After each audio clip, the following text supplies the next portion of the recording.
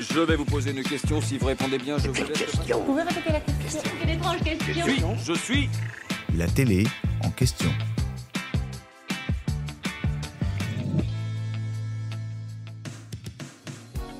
Une trottinette, une tablette numérique, une chaîne hi-fi, un téléviseur, une console de jeu, un vélo électrique, on s'arrête là?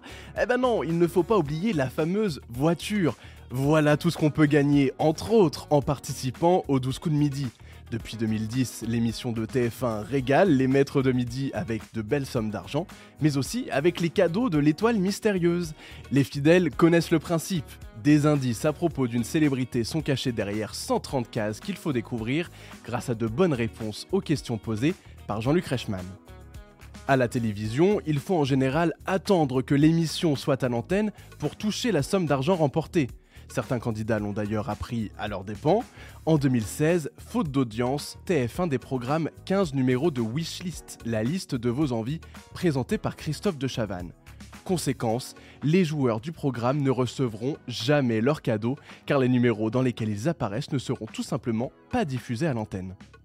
Avec ses 3 millions de fidèles téléspectateurs chaque jour, ce cas ne devrait pas se présenter pour les 12 coups de midi. Mais vous le savez, les épisodes de l'émission sont enregistrés plusieurs semaines avant leur diffusion sur TF1. Alors quand un maître de midi remporte une étoile mystérieuse, il lui est quand même possible de rapporter les cadeaux chez lui dès la fin de la journée d'enregistrement.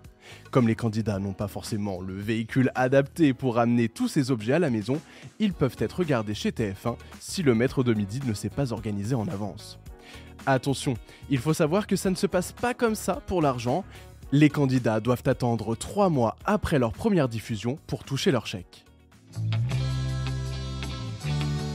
J'espère que cet épisode vous a plu. Si c'est le cas, abonnez-vous sur votre plateforme d'écoute préférée pour retrouver de nouveaux épisodes chaque semaine. Et si vous en voulez plus, découvrez aussi le ciné en question et les séries en question sur les plateformes d'écoute et téléloisirs.fr. À bientôt.